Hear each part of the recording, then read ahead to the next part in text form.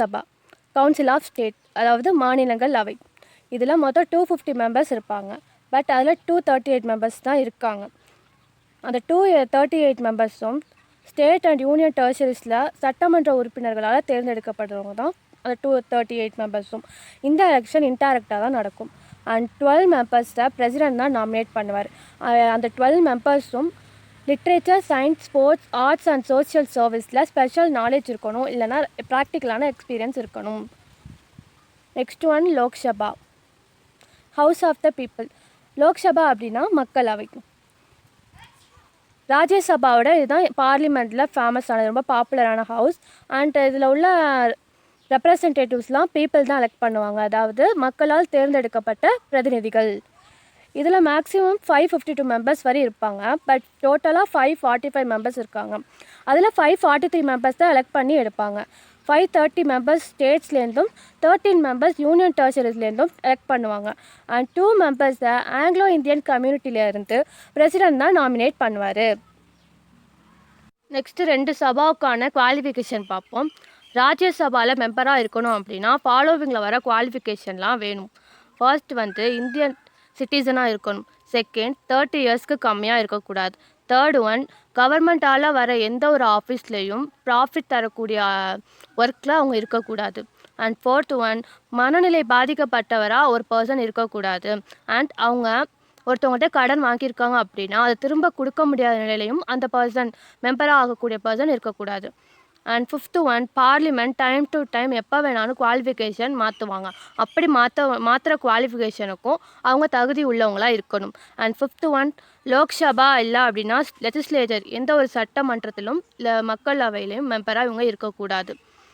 And Rajya Sabha qualification என்னென்ன அப்படின்னா இதுக்கும் சிட்டிசனாக இருக்கணும், ஆனால் 25 இயர்ஸ் கம்ப்ளீட் பண்ணியிருந்தால் போதும். அண்ட் தேர்ட் ஒன், இவங்க நேம் எலக்ட்ரல் ரோல்ஸில் இருக்கணும். எலக்ட்ரல் ரோல்ஸ் அப்படின்னா வாக்காளர் பட்டியலில் நம்ம கண்ட்ரியில் ஏதோ ஒரு ஊரில் இருக்கணும் அவங்க நேம் கண்டிப்பாக. அண்ட் இதுவும் எந்த ஆஃபீஸ்லேயும் இருக்கக்கூடாது இந்த மெம்பரும். அண்ட் இவங்களும் மனநிலை பாதிக்கப்படாமல் இருக்கணும். எக்கனாமிக்கலாக ரொம்ப வெல்லாக இருக்கணும், கடன் திருப்பி தர முடியாத அந்த நிலையிலலாம் இருக்கக்கூடாது. இவ்வளோ தான் குவாலிஃபிகேஷன். ரெண்டுக்குமே காமன் தான். சிட்டிசனாக இருக்கணும், பட் இங்கே 30 இயர்ஸ் கம்ப்ளீட் பண்ணியிருக்கணும் ராஜ்யசபாவில். அண்ட் லோக்சபாவில் 25 இயர்ஸ் கம்ப்ளீட் பண்ணியிருக்கணும். லோக்சபாவில் எலக்ட்ரல் ரோல்ஸில் நேம் இருக்கணும். மற்றபடி 2 பேருமே கவர்மெண்ட் ஆஃபீஸில் எந்த ஒரு கவர்மெண்ட்லேயும் ஒர்க் பண்ணிக்கக்கூடாது, மனநிலை பாதிக்கப்பட்டு இருக்கக்கூடாது. அண்ட் கடனை திரும்ப கொடுக்க முடியாத அந்த ஒரு ஆளாக இருக்கக்கூடாது. இதுதான் ரெண்டுக்குமே ஒரு. நெக்ஸ்ட் 2 சபாவோட டேர்ம் பார்ப்போம். ராஜ்யசபா பெர்மனண்டான ஹவுஸ். அண்ட் இதை டிசால்வ் பண்ண முடியாது, கலைக்க முடியாது. இதோட term 6 years. And every 2 இயர்ஸ்க்கும் 1/3 members retired ஆயிடுவாங்க. 3ல் ஒரு பங்கு மெம்பர்ஸ் ரிட்டையர்ட் ஆயிடுவாங்க. அந்த மெம்பர்ஸ் ரிட்டையர்ட் ஆனதுக்கப்புறம் வெக்கேட் ஆகிற நியூ சீட்ஸ் எல்லாம் எலெக்ட் பண்ணி திரும்ப ஃபில் பண்ணிடுவாங்க. அண்ட் இந்தியாவோட வைஸ் பிரசிடென்ட் ராஜ்யசபாவோட எக்ஸ் அஃபிஷியோ சேர்பர்சனாக தான் இருப்பார். அண்ட் ராஜ்யசபாவில் உள்ள டெபுட்டி சேர்பர்சனை ராஜ்யசபா மெம்பர்ஸ் தான் எலெக்ட் பண்ணுவாங்க. நெக்ஸ்ட் ஒன் லோக்சபா பார்ப்போம்.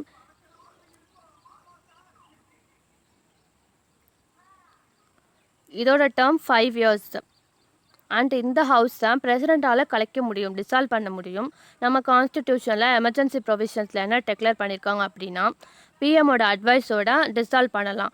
அப்படி இல்லைன்னா இந்த ஹவுஸுக்கு எந்த பார்ட்டியும் மெஜாரிட்டியாக சப்போர்ட் பண்ணல அப்படின்னா பிரசிடெண்ட் இதை கழிச்சிருவார். ஸோ எக்ஸ்பைரி டைம், இந்த ஹவுஸுக்கான எக்ஸ்பைரி டைம் முடிகிறதுக்கு முன்னாடியே பிரசிடெண்ட்டால் இந்த ரீசனால் கலைக்க முடியும்.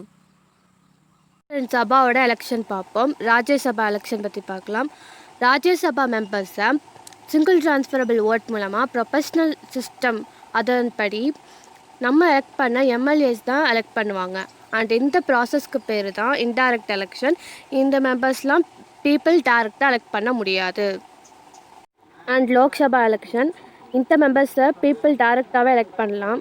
அண்ட் இந்த எலெக்ஷன் கமிஷன் ஆஃப் இந்தியா தான் அரேஞ்ச் பண்ணும்.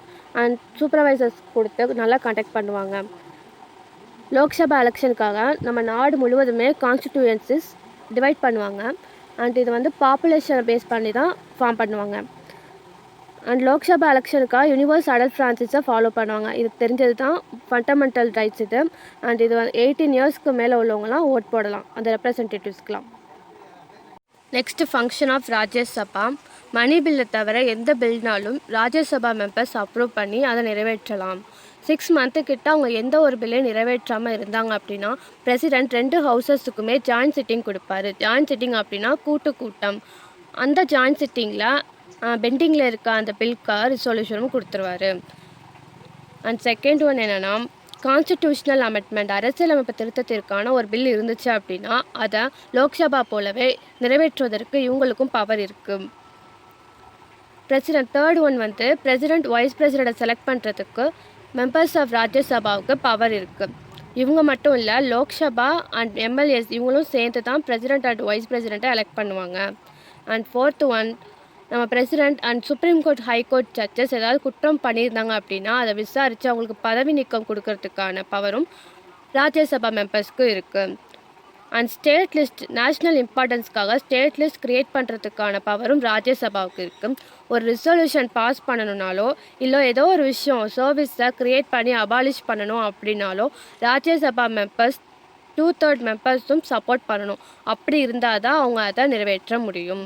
3/2 பங்கு மெம்பர்ஸ் வந்து சப்போர்ட் பண்ணணும். Function of Lok Sabha, money bill உள்பட எல்லா பில்லுமே லோக்சபாவில் தான் இன்ட்ரடியூஸ் பண்ணுவாங்க அண்ட் லோக்சபாவில் தான் நிறைவேற்றுவாங்க. செகண்ட் பாயிண்ட், ராஜ்யசபா போலவே பிரசிடென்ட் அண்ட் சுப்ரீம் கோர்ட் ஜட்ஜஸ்லாம் பதவி நீக்கம் பண்ணுறதுக்கு லோக்சபாவுக்கும் பவர் இருக்குது. அண்ட் பில் அமெண்ட் பண்ணுறதுக்கான ராஜ்யசபா போலவே ஈக்குவல் பவர் லோக்சபாவுக்கும் இருக்குது. And fourth one, vice president and president elect பண்ணுறதுக்கான பவரும் இருக்குது. And fifth one, no confidence motion அப்படின்னா நம்பிக்கை இல்லாத அந்த தீர்மானத்தை வந்து லோக்சபாவில் மட்டும்தான் இன்ட்ரடியூஸ் பண்ண முடியும். அண்ட் அப்படி அதை பாஸ் பண்ணிட்டாங்க அப்படின்னா பிரைம் மினிஸ்டரும் அதர் மினிஸ்டர் கவுன்சில் ஆஃப் மினிஸ்டர்ஸும் அவங்க போஸ்ட்லேருந்து விலகிடணும். மணிபில்னு சொல்கிறோம். மணிபில்னால் என்ன? மணிபில் அப்படின்னா நிதி மசோதா. அண்ட் இதை ராஜ்யசபாவுக்கு அமெண்ட் பண்ணுறதுக்கோ ரிஜெக்ட் பண்ணுறதுக்கோ பவர் கிடையாது. இதை லோக்சபாவில் மட்டும்தான் இன்ட்ரடியூஸ் பண்ணுவாங்க அண்ட் அவங்க மட்டும்தான் இதை அப்ரூவ் பண்ணுவாங்க. ஜஸ்ட் இந்த சட்டத்தை நிறைவேற்றுறதுக்கு ராஜ்யசபா அப்ரூவல் கொடுத்தா மட்டும் போதும். அவங்க 14 டேஸ்க்குள்ளே அப்ரூவல் கொடுக்கணும். அப்படி அவங்க அப்ரூவல் கொடுக்காட்டியுமே அது தானாகவே சட்டம் வந்து நிறைவேற்றப்படும். அண்ட் ராஜ்யசபா ப்ரப்போஸ் பண்ணுற அமெண்ட்மெண்ட்ஸை லோக்சபா கன்சிடர் பண்ணணும் அப்படிங்கிற அவசியம் இல்லை. அண்ட் அவங்க ப்ரப்போஸ் பண்ணுற எல்லா ப்ரப்போசல்ஸுமே லோக்சபா ரிஜெக்ட் பண்ணுறது இருந்தாலும் பண்ணலாம், இல்லைனா பாஸ் பண்ணுறது இருந்தாலும் பண்ணலாம். அது லோக்சபாவோட விருப்பம்தான். அண்ட் பார்லிமெண்ட்டில் தமிழ்நாட்டிலேருந்து எத்தனை எலெக்டட் மெம்பர்ஸ் இருக்காங்க அப்படின்னா 2019 எடிஷன் படி ராஜ்யசபாவில் 18 மெம்பர்ஸும் லோக்சபாவில் 39 மெம்பர்ஸும் தமிழ்நாட்டிலேருந்து போயிருக்காங்க. Next one, speaker. சபாநாயகரை தான் ஸ்பீக்கர்னு சொல்லுவாங்க. அண்ட் இவர் தான் லோக்சபாவை தலைமை ஏற்று நடத்துகிறவர். இவருக்கு பார்லிமெண்ட்டில் ஒரு ஸ்பெஷல் பொசிஷன் இருக்குது. இப்போ நம்ம லோக்சபாவை கலைக்க முடியும். அப்படி டிசால்வ் பண்ணும்போது நியூ ஸ்பீக்கர் அலாட் பண்ணுறவரையும் இந்த ஸ்பீக்கர் அவங்க பதவியை கண்டினியூ பண்ணலாம். அண்ட் 2 ஹவுசஸ்க்கும் கூட்டம் நடக்கும்போது இவர் தான் தலைமை ஏற்று நடத்துவார். அண்ட் ஒரு பில்லை மணி பில்லா இல்லை ஆர்டினரி பில்லாங்கிற டிசைட் பண்ணுறதுக்கான பவர் இவருக்கு இருக்குது. அண்ட் இவர் என்ன டெசிஷன் எடுக்கிறாரோ அண்ட் அதுதான் ஃபைனல் ஆகும். Anti defection 1985 அண்டரில் 10th schedule constitution படி ஒரு மெம்பர் லோக்சபா மெம்பர் டிஸ்குவாலிஃபையா இல்லையா அப்படிங்கிறத நிர்ணயிக்கிற பவர் இவருக்கு இருக்குது. அண்ட் இவர் ஆப்சண்ட் ஆனாலோ இவரோட பதவி வேக்கண்ட் ஆனாலோ டெபுட்டி ஸ்பீக்கர் அதை தலைமை ஏற்று நடத்துவார். டெபுட்டி ஸ்பீக்கர் அப்படின்னா துணை speaker. And parliament session, budget session பிப்ரவரிலேருந்து மே மாதம் வரை நடக்கும். மான்சூன் செஷன் ஜூலைலேருந்து செப்டம்பர் வரை நடக்கும். And winter session November to December வரை நடக்கும். ஃபஸ்ட்டு ஜானை விட்டுருவாங்க, அடுத்த ஜூனை விட்டுருவாங்க, அண்ட் அடுத்த அக்டோபர் விட்டுருவாங்க. இதை நீங்கள் கம்பேர் பண்ணி ஞாபகம் வச்சுக்கோங்க, ஏதாவது கம்பேர் பண்ணி. Next, powers and functions of the parliament. Legislation, சட்டம் இயற்றுதல் அண்ட் அட்மினிஸ்ட்ரேஷனை மேற்பார்வையிடுறது, பட்ஜெட் பாஸ் பண்ணுறது, வரவு செலவை மேற்கொள்கிறது, அண்ட் பப்ளிக் கிரிவன்சஸை போக்குறது, டெவலப்டு பிளான்ஸ் பண்ணுறது, அண்ட் இன்டர்நேஷ்னலோட ரிலேஷன்ஸ் வச்சுக்கிறது, அண்ட் இன்டர்னல் பாலிசிஸ் கொள்கைகளை பற்றிலாம் டிஸ்கஸ் பண்ணுறதெல்லாம் பார்லிமெண்ட் ஃபங்க்ஷன்ஸ் கண்டரில் வந்துடும். அண்ட் பிரசிடென்ட் மட்டும் இல்லாமல் supreme court high court judges and chief election commissioner and comptroller and auditor general இவங்க எல்லாருமே குற்றம் செஞ்சால் அதை விசாரித்து அவங்கள பதவி நீக்கம் பண்ணுற அதிகாரமும் கான்ஸ்டிடியூஷன் படி பார்லிமெண்ட்க்கு இருக்குது. அண்ட் பவுண்ட்ரிஸை சேஞ்ச் பண்ணுறதுக்கான பவரும் பார்லிமெண்ட்க்கு இருக்குது. அண்ட் ஒருத்தவங்கள்ட்ட கேள்வி கேட்டு அதுக்கான சப்ளிமெண்ட்ரி துணை கேள்விகளும் கேட்டு ஒரு தீர்மானத்தை ஒத்தி வைக்கிறது அண்ட் ஒரு ரிசொல்யூஷனை டிஸ்கஸ் பண்ணி பாஸ் பண்ணுறது அண்ட் நோ கான்ஃபிடென்ஸ் நம்பிக்கை இல்லாத தீர்மானத்தெல்லாம் சப்போர்ட் பண்ணி நடைமுறைப்படுத்துறங்கிற மாதிரி எக்ஸிக்யூட்டிவை கண்ட்ரோல் பண்ணுற அதிகாரமும் பார்லிமெண்ட்க்கு இருக்குது. Next one attorney general of India. Attorney general அப்படின்னா தலைமை வழக்கறிஞர். ஆர்டிக்கல் 76 கான்ஸ்டிடியூஷன் படி அட்டார்னி ஜெனரல் பற்றி தான் ப்ரொவைட் பண்ணியிருப்பாங்க. அண்ட் இவர் தான் நம்ம கண்ட்ரிலே ஹையஸ்ட் லா ஆஃபீஸர். இவரை பிரசிடெண்ட் தான் அப்பாயின்மெண்ட் பண்ணுவார். அண்டு அட்டார்னி ஜெனரலுக்கான குவாலிஃபிகேஷன் பார்ப்போம். சுப்ரீம் கோர்ட்டில் ஜட்ஜாக இருக்கிறதுக்கான குவாலிஃபிகேஷன் இவங்கள்ட்ட இருக்கணும். அண்ட் இவர் இந்தியன் சிட்டிசனாக இருக்கணும். அப்புறம் ஹைகோர்ட்டில் 5 இயர்ஸ் ஜட்ஜாவோ இல்லைனா 10 இயர்ஸ் அட்வொகேட் லாயராகவோ ஒர்க் பண்ணியிருக்கணும். இல்லைனா பிரசிடெண்ட்டுக்கு அண்டரில் ஆஃபீஸராக எடுத்துருக்கணும். அண்ட் இவர் எப்போ வேணாலும் பிரசிடெண்ட்டால் ரிமூவ் பண்ணப்படலாம். அண்ட் இவரே விலகணும் அப்படின்னா ரிட்டன் ஸ்டேட்மெண்ட்டாக லெட்டர் கொடுத்துட்டு ரிசைன் பண்ணிக்கலாம். பிரசிடெண்ட்டாக தான் லெட்டர் கொடுக்கணும். Duties and functions. நம்ம இந்தியன் கவர்மெண்ட்டுக்கு லீகல் மேட்டர்ஸ் சட்டங்களை பற்றி அட்வைஸ் பண்ணுறது அட்டார்னி ஜெனரல் தான். அது மட்டும் இல்லாமல் மற்ற லீகல் டியூட்டிஸை இவர் பார்ப்பார். அண்ட் ஒரு சட்டம் ஏற்றத்துக்கான ஃபங்க்ஷனும் இவர் டிஸ்சார்ஜ் எடுத்துக்குவார். அட்டார்னி ஜெனரலுக்கு எல்லா கோர்ட்ஸ்லேயுமே ஆடியன்ஸாக இருக்கிறதுக்கான ரைட்ஸ் இருக்குது. அண்ட் பார்லிமெண்ட்டில் இருக்க 2 ஹவுசஸ்லேயுமே பேசுகிறதுக்கான ரைட்ஸ் இருக்குது. அண்ட் பார்ட்டிசிபேட்டும் பண்ணலாம். பட் இவர் ஒரு மெம்பர் தான், ஒரு பேருக்கு ஒரு மெம்பர் தான். ஓட் போடுறதுக்கான ரைட்ஸ்லாம் கிடையாது. பட் பார்லிமெண்ட் மெம்பருக்குள்ள ப்ரிவிலேஜஸ் அண்ட் இம்யூனிட்டிஸ் வரைக்கும் உண்டு. ப்ரிவிலேஜஸ்னால் சலுகைகள். Next one judiciary. ஜுடிஷியரி அப்படின்னா நீதித்துறை. நம்ம கவர்மெண்ட்டோட ஒரு 3வது அங்கமாக இருக்கிறது தான் ஜுடிஷியரி. நம்ம ஜுடிஷியருக்கு ஒரு 2 இம்பார்ட்டன்ட் ரோல் இருக்குது. ஃபர்ஸ்ட் ரோல் என்னென்னா சிட்டிசன்ஸோட ரைட்ஸை ப்ரொடெக்ட் பண்ணுறதும் அண்ட் அவங்க ஃப்ரீடமாக இருக்கிறதுக்கும் வழி செய்யுது. அண்ட் செகண்ட் திங் என்னென்னா நம்ம லாஸ் மேக் பண்ணுறதும் அண்ட் கான்ஸ்டிடியூஷனையும் அனலைஸ் பண்ணி நமக்கு இன்டர்பிரேட் பண்ணுறது விளக்கம் அளிக்கிறதுக்கான முக்கிய பங்கும் ஜுடிஷியரிக்கு தான் இருக்குது.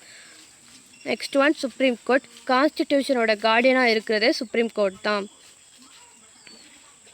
இதுதான் கண்ட்ரிலே அப்பர் மோஸ்ட் கோர்ட்டாக இருக்குது. அண்ட் நமக்கு இண்டிபெண்ட்டாக ஒரு ஒருங்கிணைந்த நீதி கிடைக்கிறதுக்கான எக்ஸ்டாப்ளிஷ்மெண்ட்டாக தான் சுப்ரீம் கோர்ட் இருக்கணும் அப்படிங்கிறத கான்ஸ்டிடியூஷன் ப்ரொவைட் பண்ணுது. And judiciary autonomous.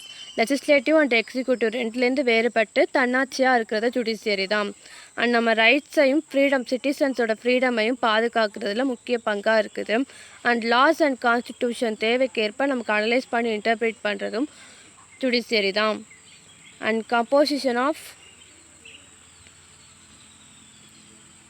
Supreme court. Constitution start பண்ண டயத்தில் 1950 சுப்ரீம் கோர்ட்டில் சீஃப் ஜஸ்டிஸோடு சேர்த்து 8 ஜட்ஜஸ் தான் இருந்தாங்க. பட் ப்ரெசண்டில் 2019 எடிஷன் படி சுப்ரீம் கோர்ட்டில் சீஃப் ஜஸ்டிஸை சேர்த்து 28 ஜட்ஜஸ் இருக்காங்க. அண்ட் ஜட்ஜஸை எப்படி அப்பாயின்ட் பண்ணுவாங்க அப்படின்னா சீஃப் ஜஸ்டிஸை பிரசிடெண்ட் அப்பாயின்மெண்ட் பண்ணுவார். அண்ட் அதர் ஜட்ஜஸை மூத்த ஜட்ஜஸ் கொண்ட குழுவும் சீஃப் ஜஸ்டிஸ் கிட்டும் சேர்ந்து அவங்கள்ட்ட ஆலோசனை நடத்தி பிரசிடெண்ட் அவங்களையும் அவர் தான் அப்பாயின்மெண்ட் பண்ணுவார். சுப்ரீம் கோர்ட் ஜட்ஜஸோட குவாலிஃபிகேஷன் பார்ப்போம். அவங்க இந்தியன் சிட்டிசனாக இருக்கணும். அப்படி இல்லைன்னா 5 இயர்ஸ் ஹைகோர்ட்டில் ஜட்ஜாக ஒர்க் பண்ணியிருக்கணும். அண்ட் தேர்ட் ஒன் 10 இயர்ஸ் ஹைகோர்ட்டில் அட்வொகேட்டாக ஒர்க் பண்ணியிருக்கணும். அதுவும் இல்லை அப்படின்னா பிரசிடெண்ட்டோட மேற்பார்வையில் ஒரு சிறந்த சட்ட வல்லுநராக இருந்திருக்கணும். அண்ட் டெம்ப்ரரி பேசிஸில் ஒரு கான்ஸ்டிடியூஷன் படி சுப்ரீம் கோர்ட்டுக்கு ஜட்ஜஸ் அப்பாயின்மெண்ட் பண்ணலாம். அண்ட் அவங்க 65 இயர்ஸ்க்கு மேலே தான் இருக்கணும். அவங்க ரிசைன் பண்ணணும் அப்படின்னா பிரசிடெண்ட்டுக்கு ரிட்டன் ஸ்டேட்மெண்ட்டாக லெட்டர் கொடுத்துட்டு ரிசைன் பண்ணலாம். அப்படி இல்லைனா அவங்க ஏதாவது குற்றம் செஞ்சு இருந்தாலும் அந்த ஜட்ஜஸை ரிமூவ் பண்ணலாம். எங்களோட அந்த சுப்ரீம் கோர்ட்டோட பர்மனன்ட் சீட் எங்கே இருக்குது அப்படின்னா நியூ டெல்லியில் தான் இருக்குது. இது எங்கே வேணாலும் இருக்கலாம் இந்தியாவில். அதை முடிவு பண்ணுறது பிரசிடெண்ட் தான். சீஃப் ஜஸ்டிஸோட இந்தியாவோட சீஃப் ஜஸ்டிஸோட ஆலோசனைப்படி பிரசிடெண்ட் தான் முடிவு பண்ணுவார். அண்ட் சுப்ரீம் கோர்ட் இந்தியாவில் நியூ டெல்லியில் 1950 ஜான் 28 தான் ஃபஸ்ட்டு ஸ்டார்ட் பண்ணாங்க. இது கவர்மெண்ட் ஆஃப் இந்தியா ஆக்ட் 1935 அண்டரில் ஒரு ஃபெட்ரல் கோர்ட்டை தொடர்ந்து அமைந்தது தான் இந்த supreme court. Powers and functions of supreme court. Original jurisdiction அப்படின்னா ஒரு கேஸ் டைரெக்டாக சுப்ரீம் கோர்ட்டுக்கு போய் தான் அதுக்கு சொல்யூஷன் காண முடியும் அப்படிங்கிறது தான். ஒரிஜினல் ஜெரிஸ்டிக்ஷன். இப்போ வந்து கவர்மெண்ட்டுக்கும் இந்தியன் கவர்மெண்ட்டுக்கும் இல்லை 2-3 ஸ்டேட்ஸ்க்கும் இடையே ஒரு சிக்கல் ஏற்பட்டிருந்தாலோ, செகண்ட் ஒன் 2 ஸ்டேட்டுக்கும் இல்லை பல ஸ்டேட்ஸுக்கும் சம்மந்தமாக ஏதோ ஒரு சிக்கல் ஏற்பட்டிருக்கா அப்படின்னாலோ, இல்லை ஃபண்டமெண்டல் ரைட்ஸை நடைமுறைக்கு கொண்டு வர்றதுல ஏதாவது ப்ராப்ளம் ஏற்பட்டிருந்தாலோ, இந்த மாதிரி பிரச்சனைகள்லாம் டேரெக்டாக சுப்ரீம் கோர்ட்டுக்கு மட்டும்தான் போக முடியும். அண்ட் அவங்க தான் அதுக்கான ரெசல்யூஷனையும் பார்ப்பாங்க.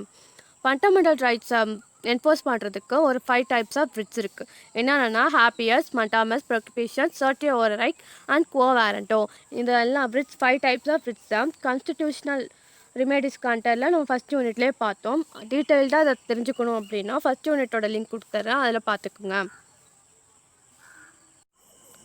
அப்பலட் ஜெரிஸ்டிக்ஷன். அப்பலட் அப்படின்னா மேல்முறையீடு. அப்பலட் ஜெரிஸ்டிக்ஷன் அப்படின்னா இப்போ ஹைகோர்ட்டில் நம்ம ஒரு வழக்கு போடுறோம், நம்ம பக்கம் நியாயம் இருந்தும் நமக்கு சாதகமாக இல்லை அப்படின்னா சுப்ரீம் கோர்ட்டுக்கு மேல்முறையீடு பண்ணுறோம்ல, அதுதான் அப்பலட் ஜெரிஸ்டிக்ஷன். அண்ட் இதுதான் ஃபைனல் அப்பலட் கோர்ட்டு. சுப்ரீம் கோர்ட்டில் சிவில், கிரிமினல், கான்ஸ்டிடியூஷனல் சம்மந்தப்பட்ட கேஸ் மட்டும் தான் விசாரிப்பாங்க. ஹைகோர்ட்டில் நடந்த வழக்கு சுப்ரீம் கோர்ட்டுக்கு போகணுன்னா ஹைகோர்ட் வந்து அதுக்கு சர்டிஃபிகேட் கொடுக்கணும். அவங்க சொன்னால் மட்டும்தான் சுப்ரீம் கோர்ட்டுக்கு போக முடியும். And advisory jurisdictions. இப்போ ஒரு கான்ஸ்டியூஷன் லா ஒரு நல்லதாக இருக்குது, பப்ளிக் இம்பார்ட்டன்ஸ்க்காக பிரசிடெண்ட் வந்து அதை விசாரிக்கிறதுக்கான அதிகாரம் பிரசிடெண்ட்டுக்கு இருக்குது. மிஸ்சலேனியஸ் ஜெரிஸ்டிக்ஷன். மிஸ்சலேனியஸ் அப்படின்னா இதர. சுப்ரீம் கோர்ட் மேக் பண்ணுற லா எல்லாமே இந்தியன் டெர்ஷரிக்குள்ளே உள்ள எல்லா கோர்ட்ஸுக்குமே காமனானது தான். அண்ட் பிரசிடெண்ட்டோட அப்ரூவலோட இவங்க ஏதோ ஒரு ப்ரொசீஜர் மேக் பண்ணுறாங்க அப்படின்னா அதுக்கான ரூல்ஸை ரெகுலேட் பண்ணுற அதிகாரமும் சுப்ரீம் கோர்ட்டுக்கு தான் இருக்குது. அண்ட் சுப்ரீம் கோர்ட் எஸ்டாப்ளிஷ்மெண்ட் பண்ணுற ஒரு விஷயத்துக்கு கம்ப்ளீட் கண்ட்ரோலும் சுப்ரீம் கோர்ட்டுக்கே இருக்குது. Next one judicial review. Judicial review அப்படின்னா எந்த ஒரு லா அன்கான்ஸ்டிடியூஷனலாக இருக்கோ, அதாவது கான்ஸ்டிடியூஷனுக்கு முரணாக இருக்குதோ அதுதான் ஜுடிஷியல் ரிவ்யூ. இப்போ சுப்ரீம் கோர்ட்டுக்கான அந்த பவர் என்னென்னு பார்ப்போம். இப்போ ஸ்டேட்க்கும் சென்டருக்கும் ஏதோ ஒரு சிக்கல் ஏற்பட்டிருக்கோ அப்படின்னா அது ஜுடிஷியல் ரிவ்யூ கான்டரில் வரும். அண்ட் செகண்ட் ஒன் கான்ஸ்டிடியூஷன் பற்றின டவுட்ஸ் அண்ட் அதுக்கான கருத்து வேற்றுமை எல்லாத்தையுமே விளக்கி நமக்கு கிளாரிஃபை பண்ணுறது. அண்ட் தேர்ட் ஒன் ஃபண்டமெண்டல் ரைட்ஸை ப்ரொடெக்ட் பண்ணுறது. அண்ட் ஃபோர்த்து ஒன் லெஜிஸ்லேச்சர், சட்டமன்றங்கள் இயற்றும் லா வந்து அந்த சட்டங்களை பாஸ் பண்ணுறது முரணானது அப்படிங்கிறது, கான்ஸ்டிடியூஷன் படி முரணானது அப்படிங்கிற விஷயத்தெல்லாம் ரிவ்யூ பண்ணுறது தான் ஜுடிஷியல் ரிவ்யூ. டுடே நம்ம பார்த்ததெல்லாம் ஒரு ரீகேப் மாதிரி பார்ப்போம். ஃபர்ஸ்ட் பார்லிமெண்ட் ஆஃப் இந்தியா பார்த்தோம். பார்லிமெண்ட் அண்டரில் பிரசிடெண்ட், ராஜ்யசபா, லோக்சபா வருவாங்க. பிரசிடெண்ட் பற்றி பார்ட் 1ல் பார்த்தாச்சு. ராஜ்யசபா அண்ட் லோக்சபாவை கம்பேர் பண்ணி பார்த்தாச்சு. அதோட குவாலிஃபிகேஷன், டேர்ம், எலெக்ஷன், ஃபங்க்ஷன்ஸ் எல்லாமே கம்பேர் பண்ணி பார்த்தோம். பார்லிமெண்ட்க்கு அடுத்து பார்லிமெண்ட்டில் வர ஸ்பீக்கர் பற்றியும் அண்ட் பார்லிமெண்ட்கே உள்ள ஃபங்க்ஷன்ஸ், பவர்ஸை பற்றியும் பார்த்தோம். அண்ட் பார்லிமெண்ட்க்கு அப்புறம் ஜுடிஷியரி, சுப்ரீம் கோர்ட் அதோட ஜட்ஜஸ் எப்படி எலெக்ட் பண்ணுறது அதெல்லாம் பார்த்தோம். And supreme court powers and functions இதுதான் பார்த்துருக்கோம். இன்றைக்கி பார்த்த டாபிக் ரொம்ப கம்மி தான். ஸோ இந்த லெசனை பொறுத்தவரையும் சென்ட்ரல் கவர்மெண்ட்னா 3 ஆர்கன்ஸை பேஸ் பண்ணியிருக்கும். Union, executive, legislature and judiciary. இது இந்த 3 டாபிக்மே கவர் ஆயிடுச்சு. அண்ட் புக் பேக் கொஸ்டின்ஸ் பார்ப்போம். First one, constitutional head of the union யார்? பிரசிடெண்ட் தான். And who is the real executive in a parliamentary type of government? President வந்து வெறும் பேருக்காக தான் இருக்கார், மற்ற எல்லாம் செய்கிறது பிரைம் மினிஸ்டர் தான். ஸோ அவர் தான் real executive. Who among the following decides weather bill is a money bill or not? கண்ணை முடிட்டு சொல்லலாம், ஸ்பீக்கர் ஆஃப் லோக்சபா. லோக்சபாவோட ஸ்பீக்கர் தான் ஒரு பில் வந்து மணி பில்லா இல்லை ஆர்டினரி பில்லா அப்படின்னு டிசைட் பண்ணுறது. And council of ministers is collectively responsible to the மக்களவைக்கு தான் Lok Sabha. And fifth one, joint sittings of the Indian parliament for transacting legislative business are presided over by Indian parliament கூட்டம் யார் தலைமையில் நடக்குது அப்படின்னா இந்தியன் பிரசிடெண்ட் தலைமையில் தான் நடக்குது. Sixth one, what is minimum age lie down for a candidate to seek election to the Lok Sabha? லோக்சபாவுக்கு எலெக்ஷனில் நிற்கணும் அப்படின்னா மினிமம் ஏஜ் குவாலிஃபிகேஷன் 25. அதே ராஜ்யசபாவாக இருந்தால் 30 years. The authority to alter the boundaries of state in India rests with parliament. Boundaries தான் அல்டர் பண்ணுற அந்த authority, அந்த அதிகாரம் யாருக்கு இருக்குன்னா பார்லிமெண்ட்க்கு மட்டும் தான் இருக்குது. Under which article the president is vested with the power to proclaim financial emergency? Financial emergency na 360, article 360. 352, அது ப்ளஸ் 4 பண்ணால் 356, அதை ப்ளஸ் 4 பண்ணால் 360, இந்த மாதிரி மெமரியில் வச்சுக்கலாம். And 9th one, Chief Justice and the other judges of the Supreme Court are appointed by President Nam. And dispute between states of India. India ஸ்டேட்ஸ்குள்ளே ஏதாவது சிக்கல் வந்தால் சுப்ரீம் கோர்ட் அண்டரில் அப்பலட் ஜஸ்டிக்ஷன்லாம் நம்ம வழக்கு போடணும். And if you are elected as the President of India, which of the following decision can you take on your own? அடுத்தவங்க சஜஸ்ட் பண்ணாமல் நம்ம எந்த டெசிஷனை கேட்போம்? ஃபாலோவிங்கில் வரது தான் கொஷினோட மீனிங். அப்படி பார்த்தா ஆன்சர் பி தான். 2 ஹவுசஸ்லேயும் பாஸ் பண்ணுற பில்லை பற்றி நம்ம விசாரிக்கணும். Second, fill in the blanks. Dash bill cannot be introduced in the parliament without president approval. president approval இல்லாமல் எதை நம்ம இன்ட்ரடியூஸ் பண்ண முடியாதுன்னா மணி பில் தான். செகண்ட் வந்து நேஷனோட leader PM. Third, ex officio சேர்பர்சனாக யார் இருக்கணும்னா vice president. And fourth one, president generally nominates 2 members belonging to the 2 members எந்த கம்யூனிட்டியை பொறுத்து நாமினேட் பண்ணுவார்னா Anglo Indian community. Those has the right to speak and to take part in the proceedings of both houses of the parliament. Attorney general தான் parliament ஹவுசஸில் participate பண்ணலாம், speak பண்ணுறதுக்கான ரைட்ஸும் இருக்குது. அண்ட் சீஃப் ஜஸ்டிஸோட அதர் ஜட்ஜஸ்க்கும் இயர்ஸ் குவாலிஃபிகேஷன் 65. கான்ஸ்டிடியூஷனோட guardian supreme court.